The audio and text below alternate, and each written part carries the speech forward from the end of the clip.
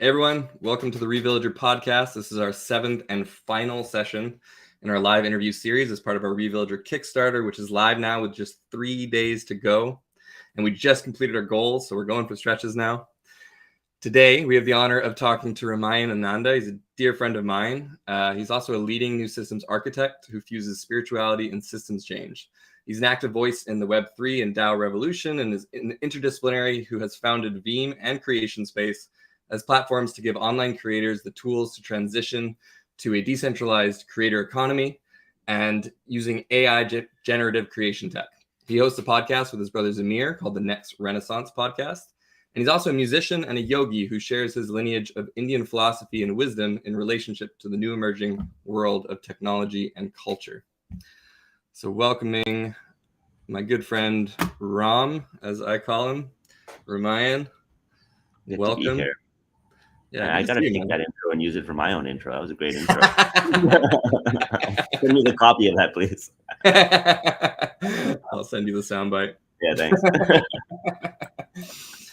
Yeah, so just for everyone listening, we go way back, maybe 10 more years. Good friends through community spaces, through workshops and festivals and spiritual spaces. He's been close with my family and my kids and also his brother. And we've kind of been on different journeys, but then somehow arriving in similar paths of trying to weave emerging culture with emerging technology and figuring out how to really help the shifts that need to happen in the world.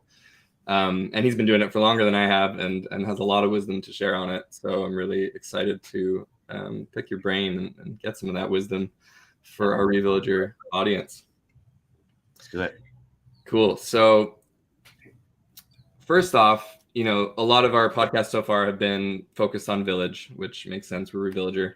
But Revillager is a tech platform, and there is this kind of oddity around how community and tech really fit together, especially in a culture where people are very distrustful of technology right now and kind of afraid, especially with the emerging technologies.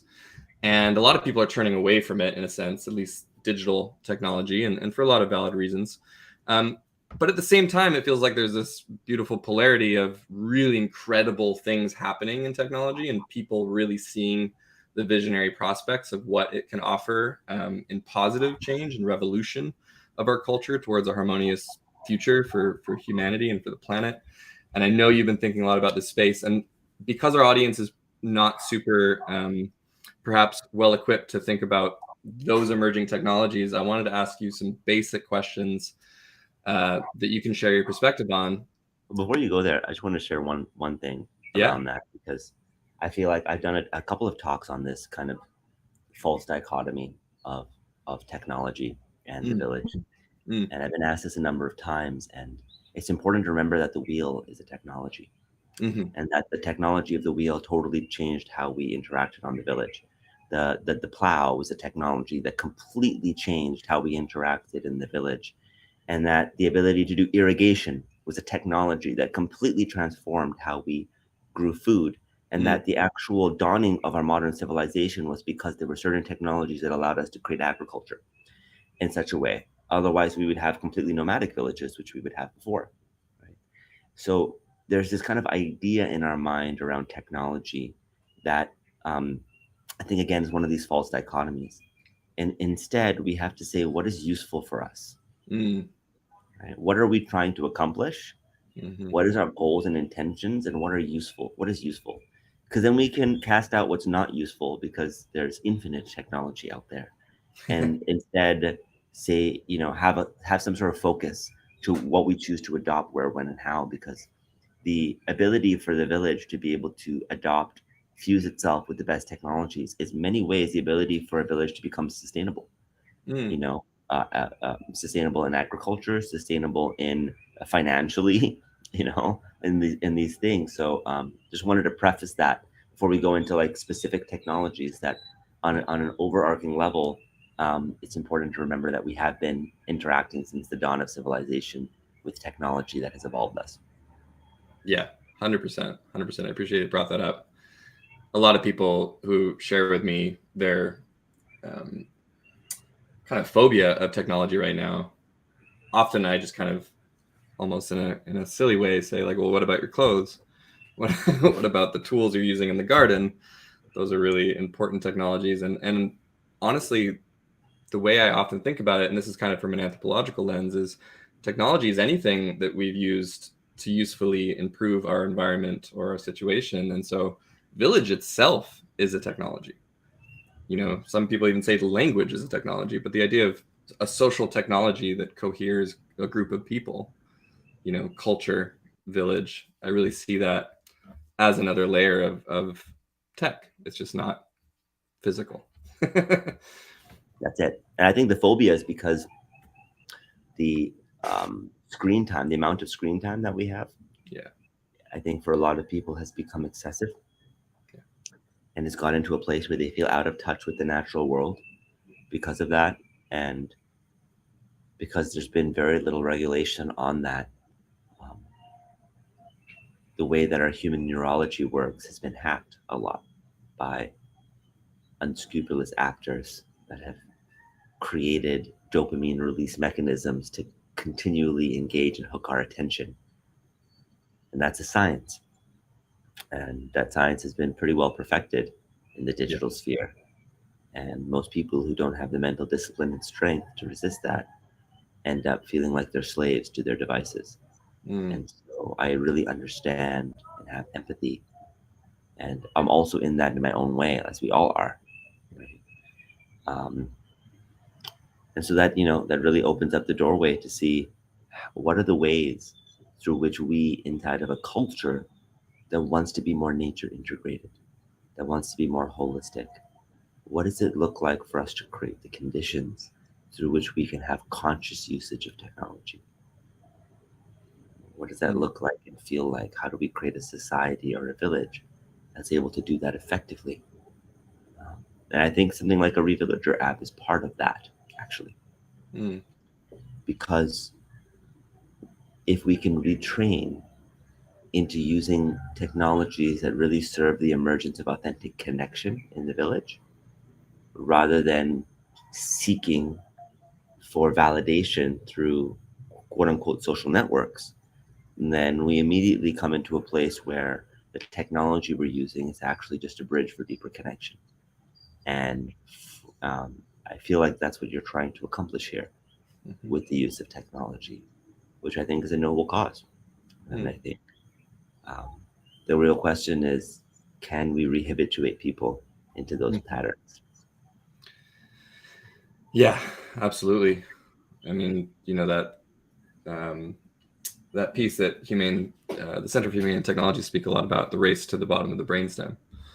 All of these mega tech companies with laser focused technology at our basic core needs, like our Paleolithic emotions. They're toggling those switches, and you can use that in a variety of ways, but the way that most of it is being used is to make money.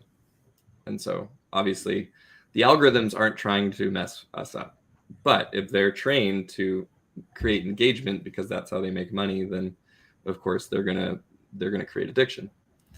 And so there's this interesting paradox that we're really trying to find the balance in, which is how do you use a screen to get people off the screen? And that's something that really hit me when I had the kind of very first moment of thinking about Revillager. Like the moment the inspiration came was at a playground, and I was looking at all of these parents, and I was really tired and out of it. My kid wanted attention, and all these parents were there, and they were tired and out of it. And I was like, wow, none of us are connecting, and the kids are just trying to figure out how to be, and where are the parents? And they're all like glued down to their screen. Like they weren't even really with their kid. They weren't even really aware of the environment or me kind of watching. And I realized maybe the way I can get them to look up is to get on the screen and try and like use the poison as a medicine in a sense. Yeah. Well, and so it has utility for that.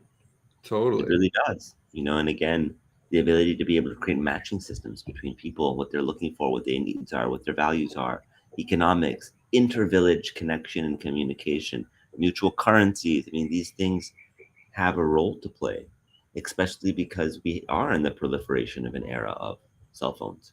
We are in this era. So to deny it or to ignore it or to try to go to some pseudo-Luddite past, hasn't worked. Yeah. Right? It just hasn't. So it requires innovation. It really does. And that's why hats off to what you're attempting to do. And anybody who's been in this space for a long time knows it's very hard to do this. It's very difficult to pull this off, to create technologies that work, especially when going head to head with an inherently hyper-capitalistic model and in a venture capital world where, impact investing is a very, very small niche. Yeah. And so, trying to balance the desire to create real value for the end users and the driving need to monetize somehow is a difficult thing. It's a hard thing, especially for people like us who are dharmically oriented, who are service oriented, who want to create things just for the good of humanity. And it's a journey. So hats off to you, man, for doing the work here. Appreciate that. Yeah, and likewise. And so, yeah, I mean, something I really want to ask you about is, this kind of Cambrian explosion we're in right now of technology, and there's a few different threads there, but the first thread I want to focus on is this transition from Web 2 into Web 3. And I imagine a lot of people have heard those words and don't really know what they mean or what's being referred to when people say Web 3 versus Web 2. And I just would love for you to break down the basics of what you see Web 3 is and how that's different from what our current internet is. Sure. So I think Web 3, the way that we've looked at it so far, we may not have a Web 3 yet. And that's all right. But the premise behind Web 3 has been decentralization, if I'm going to give it one word, where a lot of the issues that we see in Facebook and in Google and in Apple is that all of your data, all of the information, and thus all of the control is centralized into one place that you don't have visibility into, and that a select group of people have visibility into, and that creates the potential for a lot of societal challenges.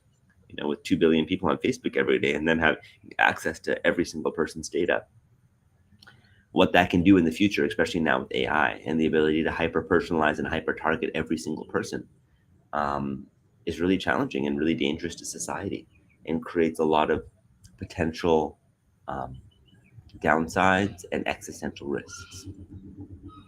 So where Web 2 was really defined by our ability to socialize in social networks, Web 3 has been really defined by our capacity to have real ownership of our information, ownership of our assets. And the way that ownership has worked in Web 2 is still trusting a centralized source of information or a centralized source of keeping your funds, like bank. And with the technology like blockchain, and for those who don't still understand blockchain, I'll give a really simple example. Imagine if the records for your transactions were not stored in one place, but were stored in 100 places, stored in 1,000 places, stored in 10,000 places. And every time an update had to happen to that data, it had to verify that that update was real across at least 51% of those computers. What that would do is it create a situation where it's very hard to be able to manipulate information and manipulate data, because all of the information, all of the transactions would have to be validated across a very wide group. What this does is it creates a sense of security and decentralization, because your data is not living in one place. If your data is just living on a bank server or living on a single server, it's very easy to get hacked and very easy to get manipulated. Now, the initial explosion in Web3 happened because of Bitcoin. And the thesis of Bitcoin was to create a decentralized peer-to-peer money exchange system where we could transact with each other and send each other funds without needing a central authority. And it was a kind of the antithesis to the banking model. And it was very deeply a libertarian ideal. Still is. Still has $500, $600, $700 billion market cap right now. shows you there's a lot of belief in that system. Then blockchain kind of extrapolated from Bitcoin and created a whole bunch of other networks like Ethereum. And the brilliance of Ethereum was that you could conduct something like called smart contracts. And what smart contracts were able to do was said, hey, without actually needing a centralized authority, we can create a program that distributes information, distributes resources, distributes funds automatically like a contract would. So if me and you have a contract and I'm supposed to pay you X down amount of dollars per month, well, you're really relying on me and the goodness of my heart and the integrity of that contract for me to send you those $3,000 each month. We're in a smart contract that is programmed into the contract itself, and the distributions happen automatically. And those got more and more and more complex to where you have entire financial institutions as complex as Wall Street decentralized. And that's where you have DeFi platforms, which are decentralized finance platforms where you can lend, where you can trade assets, where you can have very complex financial interactions like you would on Wall Street, but not controlled by the big banks and by the big institutions. Now, this presents an existential threat to a lot of those institutions themselves because they exist on having centralized control. The challenge that we have with Web3 is that it's very hard to use. It requires complex setup. It requires you to have these wallets. It requires you to have these private keys and strings and store your private backups. It requires you, there's no real security in it where if you lose your wallet or you lose your key or you lose your private backup, all your money's gone. If you send money to the wrong wallet, to the wrong address, to the wrong place, it's gone. So there's trade-offs to centralization, right? Centralization gives you kind of this cushion where you can just trust Big Brother to take care of you no matter what happens. Where in the decentralized model, you can't trust Big Brother. You have to just trust yourself, and it takes more work and more effort and more time. And it's been fascinating to see who in society is really willing and able and wanting to do that and who's not. And who's willing to put the time in and learn and take a learning curve to go through what it needs to take to embody that decentralized world. Turns out a large majority aren't. And then we have these beautiful ideals of where our world are at. The reality is that a lot of people still want Big Brother, and that they would prefer the safety and security of centralization over the benefits, but also self-responsibility of decentralization. And it's fair. I get it. It's not just that. It's that it's really, there's a lot of complexity to it. Even in things like a DAO, which I'm sure we'll talk about, it's, understanding governance, understanding voting, signing private keys, there's just so many things that are a learning curve that until they become very simple and easy to understand and low friction for the end user, the reality is that the majority of people won't fully adopt them. That's kind of where we're at right now in the adoption of Web3. Yeah, no, that's really interesting because, for example, the internet, when it first came out, was for a while, most people had no idea how to use it. And now it's integrated into every aspect of our life. So it feels like there is this like dawning happening, but it's, not there yet for the majority of people. And I'm curious, before we get into those specifics, what is the idealism of Web3? Like, how does it actually revolutionize society in a perfect kind of utopic situation?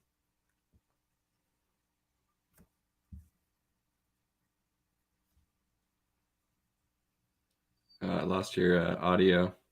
Oh, there we go. There you go. You're back. Yeah, I'm going to share something because I feel like I can share my screen, right? Yes, I believe you can. Is there a share button down at the bottom? Yeah, there is. I'm gonna share something because I feel like this will give a much better way of explaining this. Let me just see. Here it is. Let me know if you can see my screen. Yeah, bring it up. There it is. Okay, so I'm going to read this. A new system is organizing. We're tired of old power structures which siphon control and wealth to the top of pyramids. We're tired of working in dead-end jobs and not feeling like our participation in community and those things that truly matter to us are what brings us right livelihood. We've been at the behest of a capitalistic system in which we have little agency or control, which is set up to reward the few and keep the majority in systemic oppression. The media feeds and support this, and so do existing institutions. What if all the tools we need to self-organize into new socioeconomic structures were already there, and it was just up to us to properly unify and weave them? Right? What if our support of our chosen communities with our authentic gifts and skills could also be our livelihood? Right? So these are the questions that are being asked and the questions that you're asking right now. Right? With every shift in consciousness, there's an accompanying shift in technology that enables it to occur, as we were discussing a little earlier. So blockchain allowed us, and has allowed us for the first time, to disintermediate central authorities and the most important things to power, which is voting and money.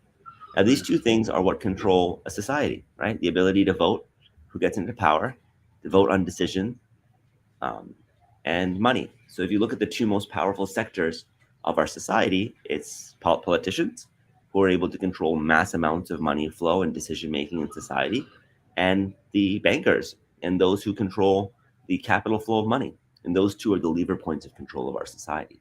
So when you disintermediate central authorities in those two things, it creates a lot of revolutionary power. But the vision is to unlock the full power of that, not just for protocols and cryptocurrencies, but for communities. How do communities unlock that power to become more self-deterministic? Right? So token economies, they're a very robust method of providing real-world value to any community. And NFTs themselves transform ownership of assets. Now, we're not just talking about, JPEGs and whatever we've talked about as NFTs. Actually, a non-fungible token allows you to build a smart contract in and own any asset. So it can be a house, it can be a piece of real estate, it can be a physical asset, it can be a digital good. Pretty much anything can be demarcated and have a decentralized deed of ownership for them. And decentralized finance gives the average people the same tools as Wall Street to manage their finances. Right? And DAOs, which are decentralized autonomous organizations, are a new method of self-organizing economies and communities without needing centralized middlemen. So you're allowed to distribute power amongst a wide group of people. So these are some of the core technologies and some of the promises, but to do so requires not only coordination and massive collaboration, but is a user interface design challenge of the century, which we were just speaking about before. Blockchain hasn't got there yet. The user interface design is still very challenging for the end user. So this challenge for technologists is how to balance this decentralization with the ability to create seamless user experience. And to do so is the platform for the next economy, right? So I'm not sure how deeply you want me to go into this. This is great. What is this presentation for?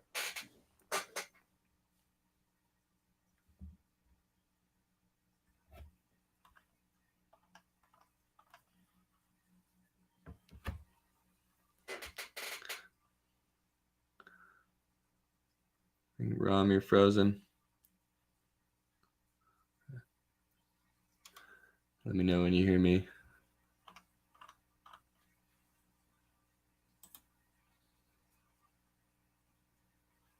Have changed how we can operate together as online communities.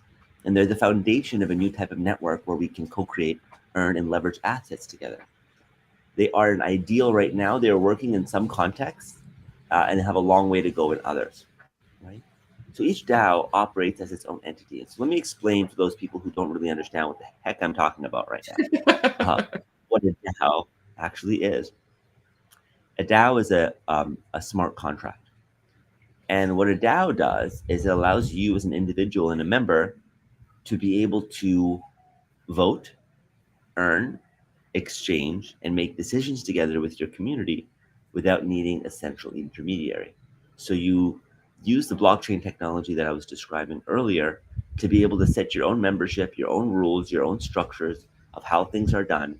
And you're able to create a system where anybody can participate, where they can vote, and where they can exchange, and where they can make decisions together. And you can do so with the blockchain technology that I was describing earlier. So you use the blockchain technology that I was describing earlier to be able to set your own membership, your own rules, your own structures of how things are done. And you're able to create a system where anybody can participate, where they can vote, and it happens all in a decentralized way. So you can always trust that the decisions that are happening, the funds that are distributed, the votes that are made are all actually real and happening fully transparently inside of this ecosystem. Now, what that enables is a group of people without the need for a single leader or a single methodology of control to make decisions for the community itself. Hmm. And so that's essentially what a DAO is. Less relevant in small groups, 10, 20 people. You don't really need a DAO for that. Yeah. Because it's much more effective and efficient to make decisions amongst that small group without needing to use something like a DAO. But as soon as you get into 100, 200 plus organization, how are you able to coordinate, sense, make decisions without the need for a central authority? Very, very difficult, almost impossible. So DAOs enable that. And even though they're still in our infancy, they're experiments for how communities can run and operate. And it's exciting. So it means that we're in a time of great experimentation, and we're in the time of play with the new operating system. And what this represents societally is the move from hierarchy to heterarchy. And we're moving from a system where we've only learned how to organize in pyramidal hierarchical structures to a system that is inherently more feminine. That means that we can actually organize more like a web, more like a tapestry, or like you have many locuses of power and decision making where you have pods, where you have like a human resources pod, and you have a finance pod, and you have a weaving pod, and you have these different pods, all with groups of people that have agency to make decisions and to operate funds according to that micro locus. So you don't need one person or a governor or a head to make decisions for everybody based on everything. You're able to put all the finances into a pool and collectively decide where those finances go, and then allow the pods, who are the best thought leaders in those groups, to be able to take those funds and act them to support the larger whole. And that is kind of how DAOs essentially work, right? And they're the seed of something new. If we are able to organize into this new coherent blueprint, we've created the base of a new system that is inclusive, right? I think I'll kind of stop there for now. Yeah, without thank you. going too much into the weeds. Just give you an overview of what that new system is like. Yeah, it was well said. I mean, there's a few pieces I want to touch on there. What I've seen with the kind of DAO experimentation, as you said, is looking for ways to decentralize power and come to decision making under consensus or under some different models of governance, obviously. But that is so key to revillaging. Like one of the main issues across the board in communities, co-housing, eco-villages, intentional communities of all kinds is how do you make decisions? Yep. And how do you feel like it's fair? Yep. And how are resources distributed according to those decisions? Totally. Yeah. And like you see across, nonprofits who are genuinely trying to do good things, how much the bureaucracy sucks the funds and the energy out of what they're trying to do. Yeah. So I see the potential there is really powerful in that sense of like streamlining our ability to come together. And I listened to a talk that was really powerful around how for most of human evolution, we were decentralized in the sense that we were living in small groups, nomadic tribes. And, with Dunbar's number in mind, we were relatively small, dependent on our brain's capacity for relationships. And then with agriculture and kind of the dawn of civilization, we suddenly started to have centralization. We had surplus that created power structures, that created wealth gaps and class systems. And that's how we've been running for, the last 10,000 years. And that blockchain is kind of offering this opportunity to decentralize in the way that we did for most of our human evolution, but at scale. Because we've never been able to do that with the populations we have now, because it's just not possible. We need to have representatives in politics because it's not possible for all of us to have a vote. And even with the internet, like coming to direct democracy, it's like, it feels like the institutions are so behind, but it feels like for the first time we're seeing a potential model in which we could create new systems of government, which I think for a lot of people freaks them out. Like, you want to overthrow the government? Like, what? You're crazy, you know? And I get it. At the same time, like, yeah, of course, like the governments aren't doing a very good job for the most part, and they're outdated in a lot of ways, and the representatives are majoritarily corrupt, especially in a lot of the quote unquote democracies that we live in, where lobbying is just a natural part of the order, and money controls a lot of the politics. So I see the kind of like that utopic like excitement of like, holy shit, this can replace kind of our mistrusted system with this, interestingly enough, called trustless system. But in a sense, it's more trustful because you're able to trust the smart contract rather than some person who is, you know, more likely to be flawed by greed and such. Well, you're really trusting the collective, actually. And the trust is that the collective voice is going to be accurately represented because there's no meddling possible. So the trustlessness is just what it means is really that there's a methodology that is trustful in aggregating the collective and being able to be accurately transparent.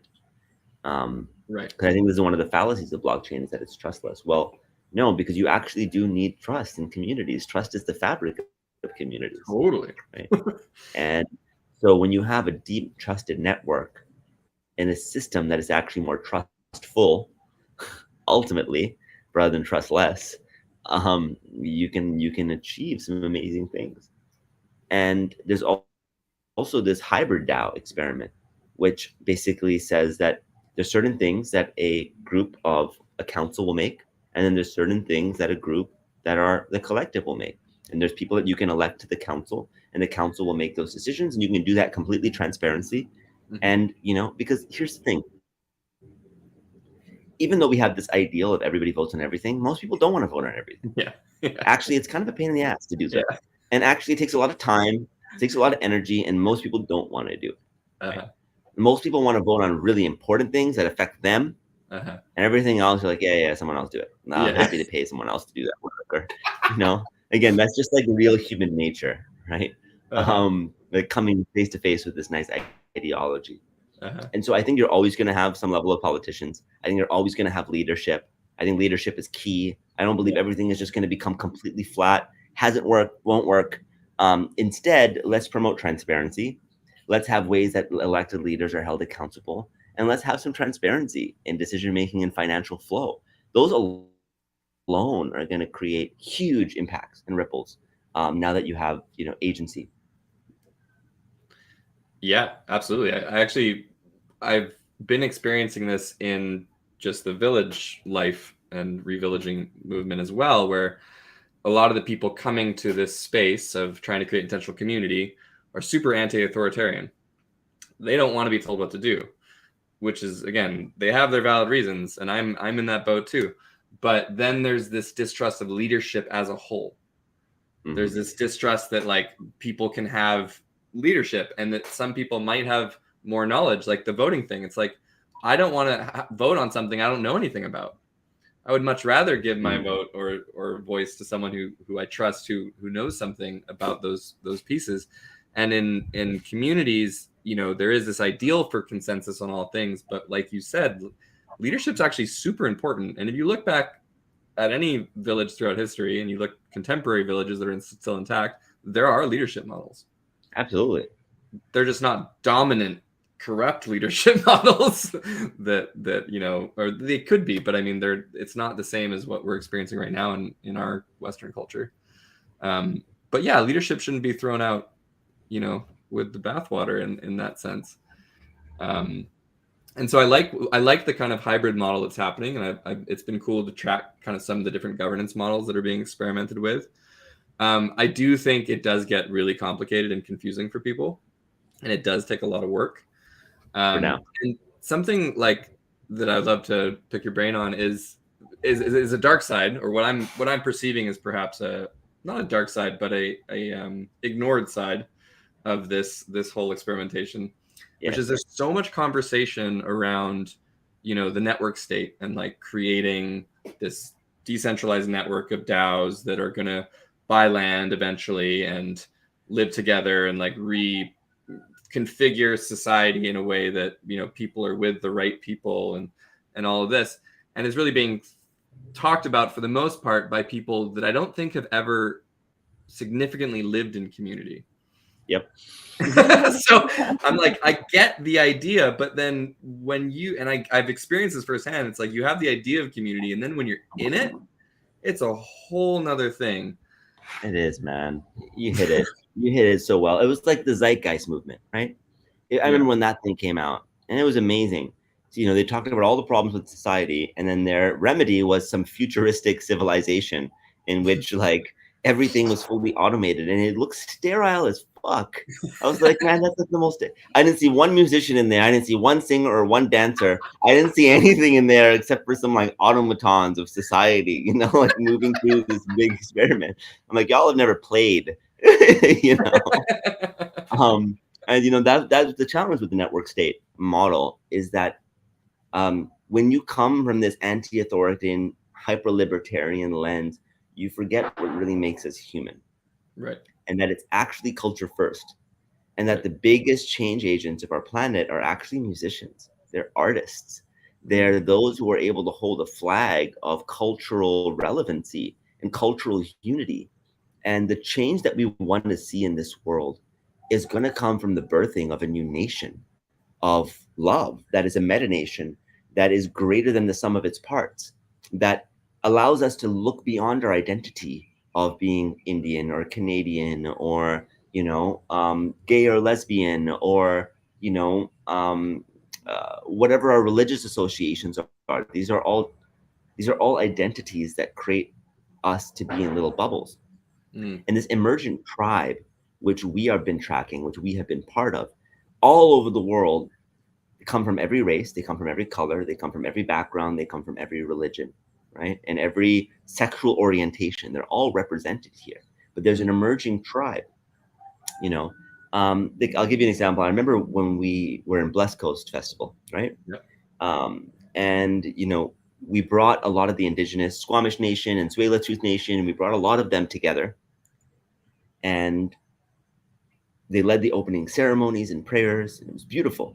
And I remember Chief Phil Lane and Reuben George were there, and a couple of other really prominent figures in their nation.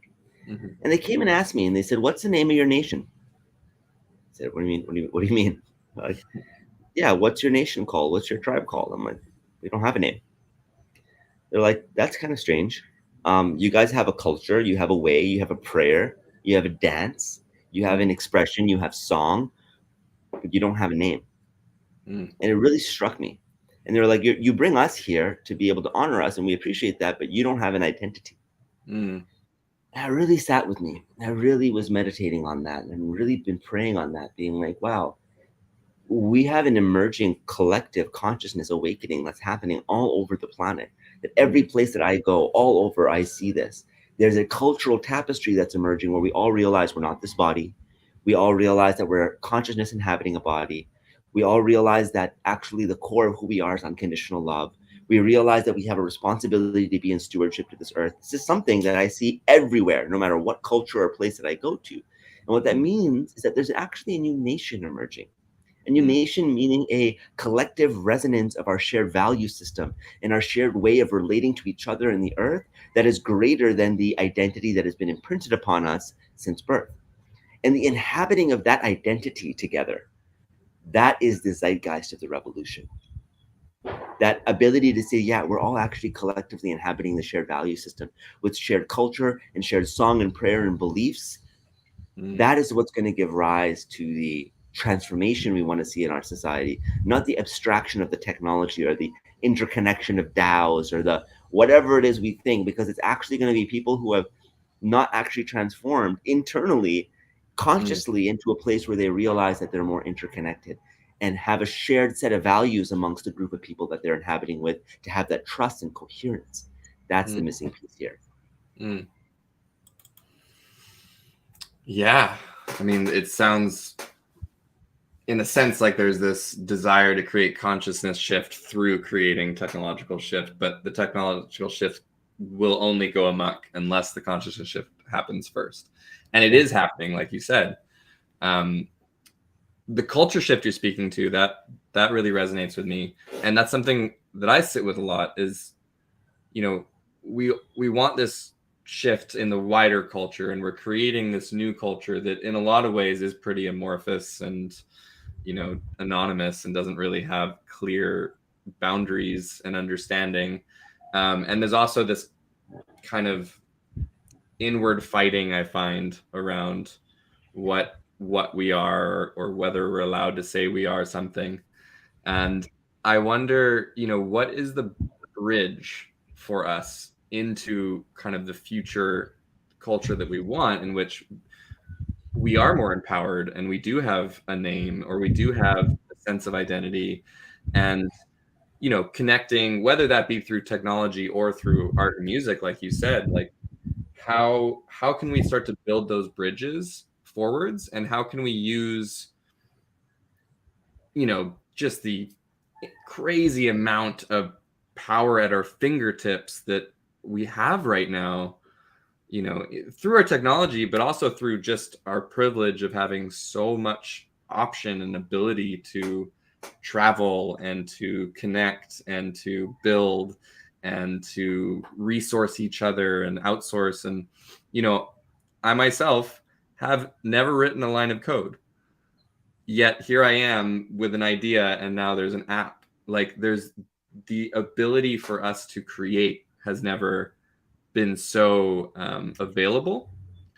And this is probably a really good transition for what you're doing with Creation Space, but maybe like as a segue into that, like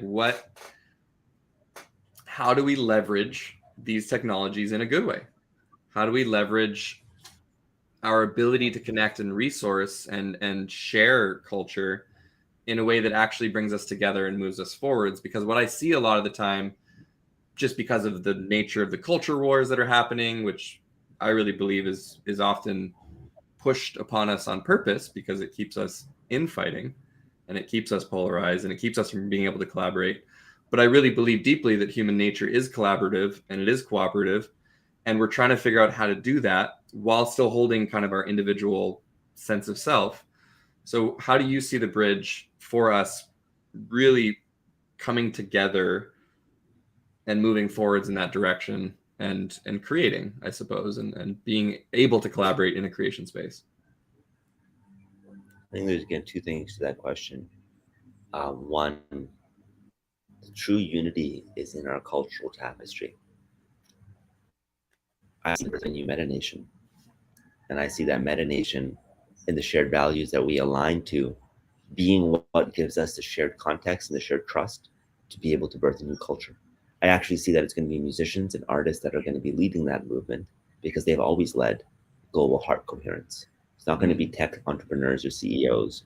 You know, we'll be the voices on some level of supporting it, but it's really going to be those who adopt these values and who rally people around. Michael Jackson had 2 billion followers around the world. Anything Michael Jackson said, everybody who loved Michael would be right there with him, right?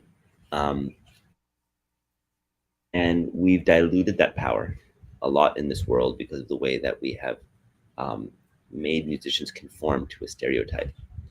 And musicians and artists being cultural global leaders of unity, and seeing us being able to rally and come together in that way is going to be a huge part of how we're able to make a shift on a global level. On a micro level, you know, we're shifting out of being into what the shift in the last 10 years has been. The creator economy has ballooned into a $100 billion industry, right? Just being able to create content online is basically what all the next generation want to do.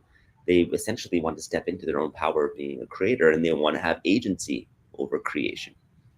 And, you know, you're having technologies like the internet and now AI, which are supporting that generative AI, things like ChatGPT, Midjourney, and the 100 other tools that are coming out now, essentially allowing people to automate the mundane functions that they never really wanted to do anyways, and exercise their creativity cheaper, faster, quicker than ever before.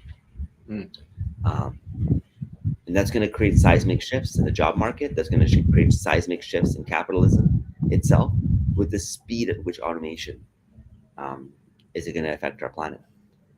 And so we have to get ahead of that. And by getting ahead of that, Goldman Sachs said that 25% of all jobs are going to be gone in the next 10 years. Most of them are going to be white collar jobs. So that's 700 million jobs that are going to be gone. And we have an economy that's completely dependent on jobs. We don't have UBI. Most countries don't have social safety nets.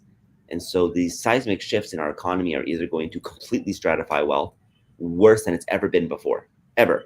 Whether the elite few who control these models are essentially going to control the information flow of the whole world and thus the capital flow of the whole world. Or we can create a space where we support individual creators at becoming manifestors of their dream. We can help them go from 0 to 1 really quickly and get their vision, idea, creation into the world with 98% less friction than they had to, because you're able to generate that using AI tools today. So I see a huge opportunity to be able to unlock the voices and the capacity and the genius and brilliance of the world. The question is, how do we create an economic framework for that, where it doesn't just become hyper-capitalism? Because that's what it's trending to be right now. If you can basically build all of your assets and build your business in a day and create portals of extraction, then, and you can replicate that as many times as possible, then you're just going to have a glut on the market of everybody trying to extract everything from everybody. And so we've got to really sit and figure out, how do we create a system in the background where we create a regenerative economy of creativity, where we're aligned in a shared value system so that we leverage our shared creativity to create things that are bigger and better and more impactful for this world. And those are some of the questions we're grappling with here at Creation Space. Yeah, well, why don't you tell us about Creation Space? Because I'm new to it too, and if you've thought of any ideas for those questions, I mean, those are big questions. So big questions. So Creation Space, we have 4 pillars to Creation Space. We have the Creation Academy, we have the Creation Platform, we have the Creation Incubator, and the Creation Fund. So the Creation Academy is here to train people how to become master creators of their dream. So you have the inner academy and the outer academy. The inner academy is helping you remove your own blocks and limitations at becoming a creator of your dream, to help you understand what the dream actually is, what creation is, how mind operates, and how to move beyond your conditioning to arrive at a place where you feel clear enough to create the dream that you wanted to create. And it's essentially spiritual training without needing to call it spiritual training. It's non-denominational spiritual training. The outer academy is here to be like, okay, great. We're going to be able to teach you how to use the best AI tools in the market, Web3. What are the technologies that you need to learn and adopt to learn how to become a master creator? And then we have special programs inside of the academy to help you go from 0 to 1, to help you to discover your dharma, find your vision, and use the tools. And we have cohorts that will help you go from 0 to 1 in 2 weeks to a month. And that's what the academy is. The Creation Platform is kind of what we call a creator network. It's a social network for creators that has API integrations into the best creator tools that are on the market today, and allow you to have one place that you can go to not only use the tools, but to use them in the context of community, so you learn and grow with each other. Eventually, this will lead into shared creation spaces where you have DAO infrastructures, where you are able to instantly deploy creations and share the revenue and the power with your community. We've built that already in the background, but we're holding off on that until user friendliness for Web3 becomes a little better. Then we have the Creation Incubator, where we're incubating creator businesses in the space, and the where we're funding creators to go from 0 to 1, and we're funding businesses that come into the incubator. This whole thing works a security token model, where all the people who are contractors, creators, investors, all essentially participate inside of creation and get distributions and dividends from the entire ecosystem. So we're able to use that security token model to create cyclicity within the system. And that's essentially what Creation Space is. And how would you define creator in like a creator in that space? Is it specifically, creative media, or could it be anything?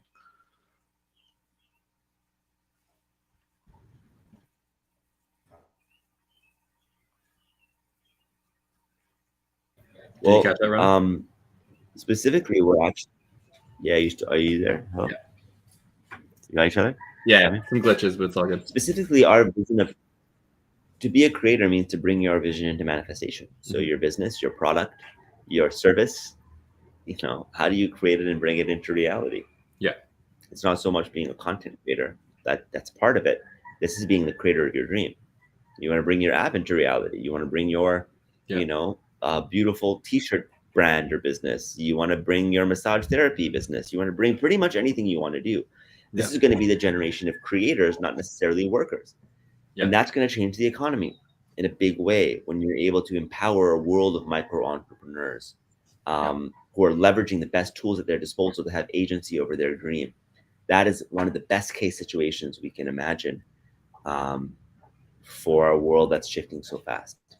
Yeah. Awesome. That sounds really cool. And it's in what stage is it in? Can you sign up for it? Can you look like there was a wait list? Go sign up for beta on Space. Okay. Awesome. Well, yeah, we have a V1 of our platform already built, and we're launching our academy next month. Amazing. That's cool. Yeah, I know. I mean, I knew a little bit about the platform, but I didn't know you had an academy, and that's hilariously in sync with us as well, because we're trying to build the Revillager Academy next month. And in a sense, I think it's like, yeah, it seems like we're approaching similar issues in similar ways with slightly different pockets of focus. And for us, obviously it's been like co-living. How do you live with each other, and how do you create better connection and social fabric in your local community? But essentially everything you said holds true. It's like, to me, the future is people coming out of the metaverse and coming into IRL and coming into, living connected with each other again, because again, as the economy shifts, people are going to want to depend on each other again. And for a while it's been like, you can buy your village. Hyper individualism is like, you don't need meaningful connections. You don't really need trusted people, because you can just buy your needs get met. And with screens now, you can get most of your dopamine fixes met, and quote unquote connection to the social spheres met. But it's clearly hollow. And so, yeah, much the same way, it's like the academy feels really important because people need to learn how to do that. And then the platform is really important because people need to connect in community to do that. Totally. And then, how that affects economy and how that affects culture is going to happen almost naturally as a consequence of that engagement. Amazing. Well, I can't wait to check it out more. And I always like to leave off. Well, actually, before I ask my final question, do you have any questions for me? I know you were wondering a few things about Revillager, but maybe we covered it already.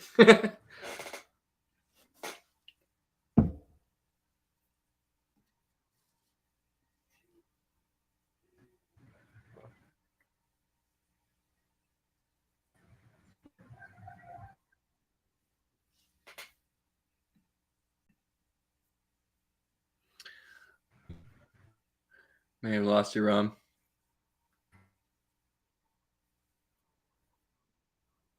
Oh, I hear you. Oh, there you are.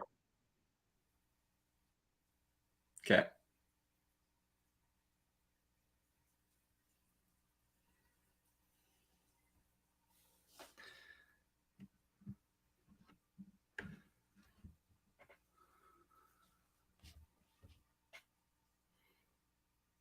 It's the beauty of technologically connecting to remote places in the world. So Ram's going to reconnect in a moment from his other device. He's in Bali right now, and I'm in the forests of Vancouver Island. So we're both pretty remote. I think my internet's probably a little better than his. So we'll see if he makes it back. In the meantime, maybe have some elevator music playing. Wonder if I can find elevator music.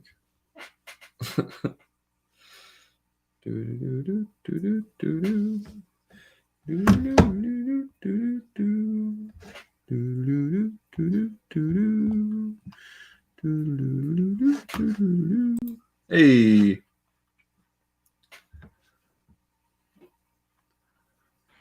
About being in Bali, you don't always get.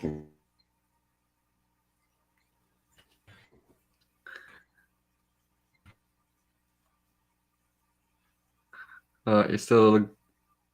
I got a little bit of that.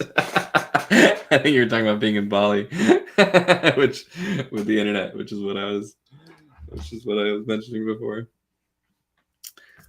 Are you there, Raamayan?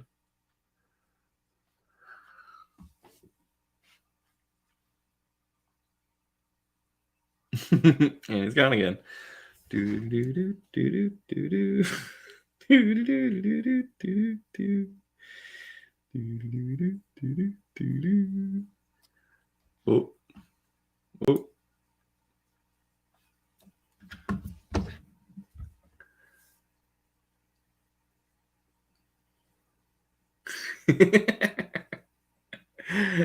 You're so close. I see you, but you're not quite connected.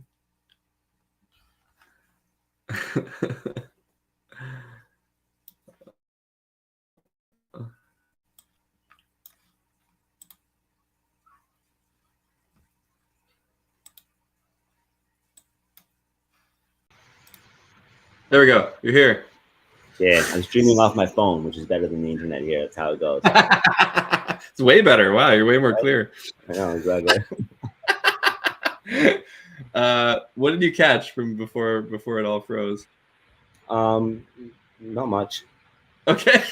I know we were just talking about, I kind of give the Creation Space download and then it kind of froze. Okay, sweet. Well, thanks for the Creation Space download. I'm stoked on that. And I was wondering, so I have a final question for you, but before that, is there any questions you have of me or Revillager? I know you were kind of curious about something. Yeah, I am. Like, I'm really curious about what you guys feel is your next steps now that, congratulations, by the way, on getting your crowdfunder done. I know that's just the beginning. There's no way 25 grand's going to get you to the app, but that's a good, that's a good start. Yeah. Maybe with AI, it can help a lot, but conversation. What did you guys see as your next step? Like, what does success look like for Revillager? Yeah, that's a great question. And yeah, maybe I'll join your incubator. Yeah, right.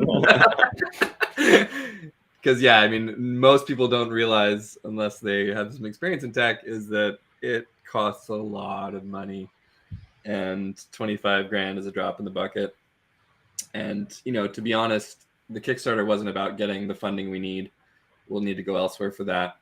But it was about creating community around the vision and creating support and networking out to the people that can become part of our team, can support, can start to build villages using the app, and also to start to kind of branch into the academy like I was sharing before, which is kind of our educational arm, because as we shared before, like the consciousness shift has to happen. You give someone this tool that we built, that's fine if they know how to use it, but if they don't, it's pretty useless. So, creating a sort of hub around community and what is really involved in community. So that's part of the next step, is building this educational arm.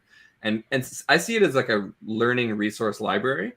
So, we'll have some content that we create, courses and ebooks and such, which are like basic 101 how to revillage and basic principles and pillars and, communication, conflict resolution, because that's one of the things that I see make or breaks communities that are living together.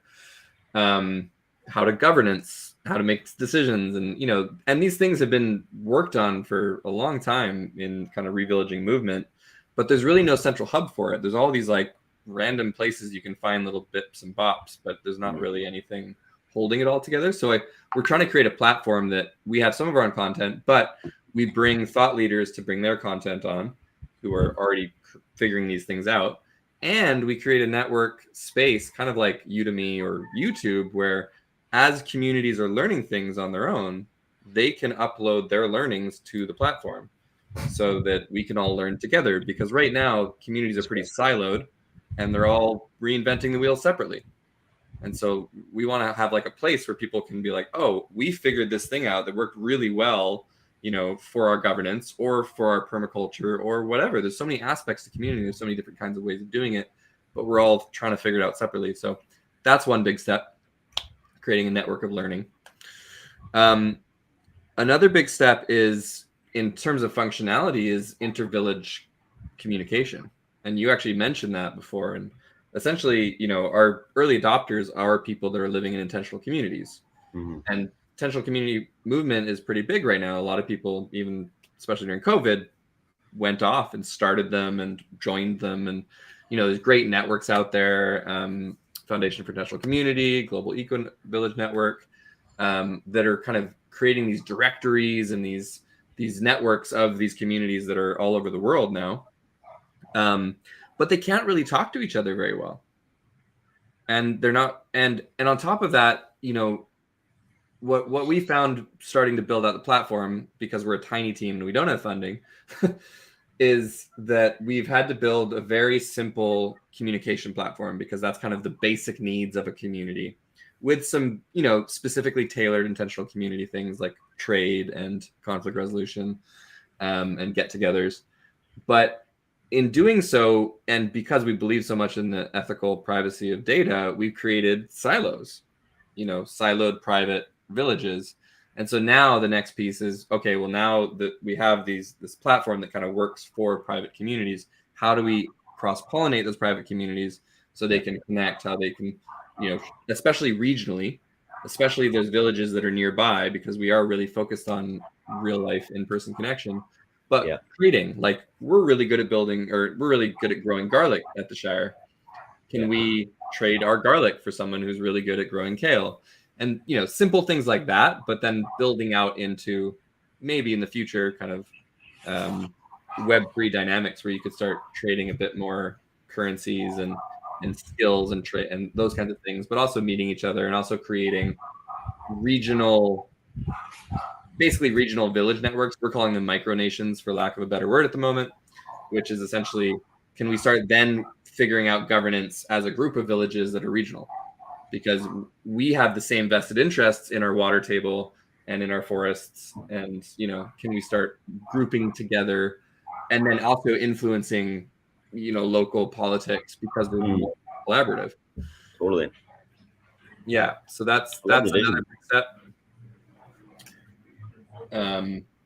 And I guess the third and maybe most big step is finding the funding to bring us to the ability to build out a lot of the things we want to build, because we've really just built a very essential core and we have so many ideas and we've just been flushing them out over the last 3 years.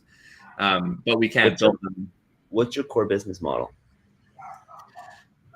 So that's been fluctuating. Revenue, you're speaking to like revenue model, yeah? Yeah, because our business model itself is hybrid, for-profit, nonprofit, with an exit to community strategy. So eventually we want to have it be a co-op owned company where, stakeholders can, all the members and users can become stakeholders and shareholders. But right now we are trying to create revenue through the academy. So basically content. Large communities, so a community that's over 50 people need premium features like admin and stewardship features that allow whoever is facilitating the community to have health metrics on the community, to be able to set things up inside of the app. So there will be a subscription for premium communities that are over 50 people, freemium below that. And the newest thing that we're thinking about, because again, we haven't been able to test these revenue models, but the newest thing we're thinking about is creating essentially some version of like a Patreon for villages, so that villages could actually start crowdfunding and creating funding around what they're doing. And part of that is a need for communities often to have their own funding models where, there's membership fees or strata fees that go into a pool, and then that's allocated. But then being able to have outside community people have their own fees, because a lot of the time communities have people that live on them, and then they have people that come and use their resources or use their facilities, and then they leave, and they usually don't offer much in terms of monetary exchange.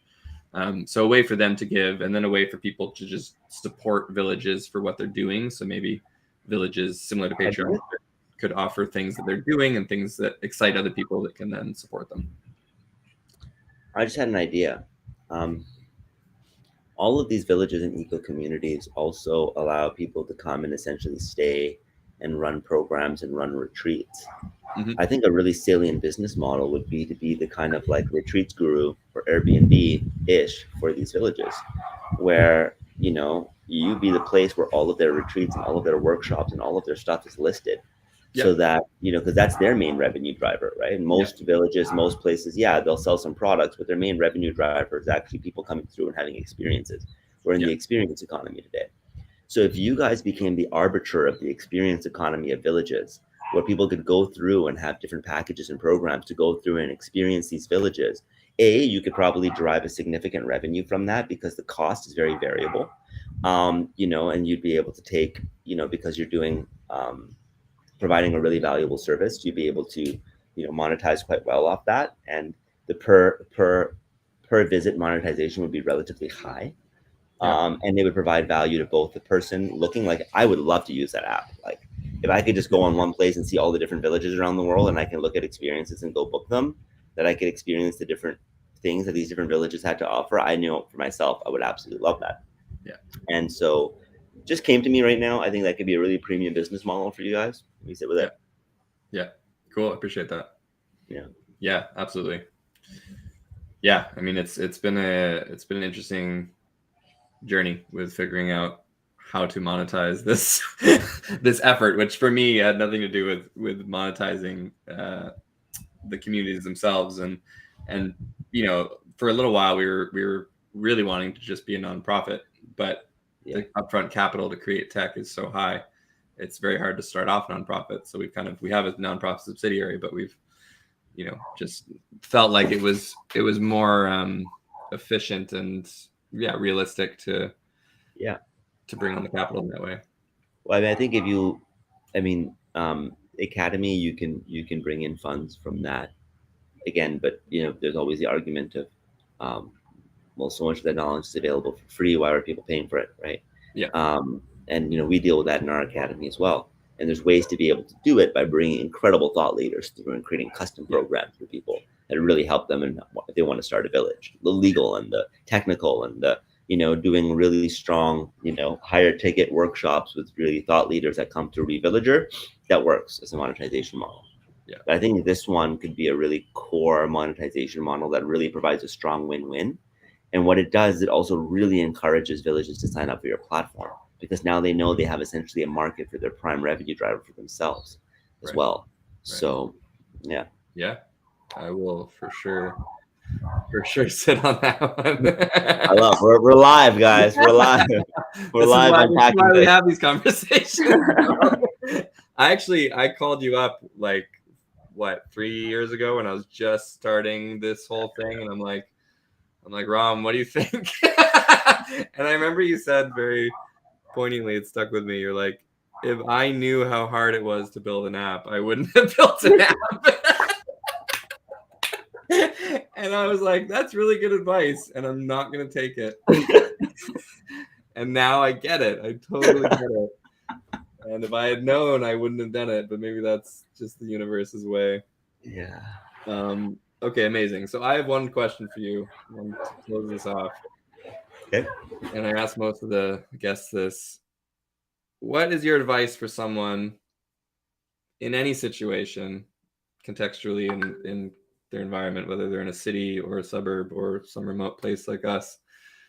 What's your advice for people to build village, and what's the easiest, most streamlined way to start building deeper connection and community? You know, being in Bali, one thing I've realized, like I'm in Ubud right now, and Ubud is the village. Mm-hmm. We don't actually need to build the village here. We need to build locuses of community that interact with the larger village. So I feel like there's a recontextualization that can happen of, you know, you go to Costa Rica, you go to Uvita, you go to Dominical, the village is the collective of land projects, not a land project. And I feel like once we really clue into this, then we don't feel like we have this intense pressure to build everything. Like we have to become the locus of all the things and all the culture and all the pieces. Instead, you can say, what piece do I want to land? What piece is important to me do I want to land in the context of a larger community that's connected? And this is where something like the Revillager app can be really helpful to understand who is there in that local context, what villages, what opportunities, what, you know, what focuses to different. Some people are more in the ayahuasca medicine. Some people are all about the breath work. Some are all about yoga. Some people are all about food and growing food. And, you know, the village is the combination of them to create a tapestry of a shared culture where we have an orientation where we can rotate between each others and find something that's amazing as a collective. So take off the pressure of trying to be everything. Know what you want to create that's really special to you, and go into a place where you feel like there's enough capacity where you can add your piece and it'll add magic to what the collective is birthing. Beautiful. I like that answer. Awesome, brother. Well, always such a treat. You're such a wealth of knowledge and diverse ideas. You definitely span a wide gap of experience and knowledge, and I appreciate that a lot. And thanks for taking the time and sharing with us. And yeah, man, have a beautiful time there. Good luck with Creation Space. And again, for anyone listening, our crowdfunder is done in less than 3 days now, like 2.5 days. And we've just passed our goal, so that's amazing. But we have a few days to try and extend that as far as we can. So please check it out at our Kickstarter. And yeah, thanks for listening. Definitely. Good to be here. Fund the project. It's going to be epic. Thanks, everyone. Thanks, man.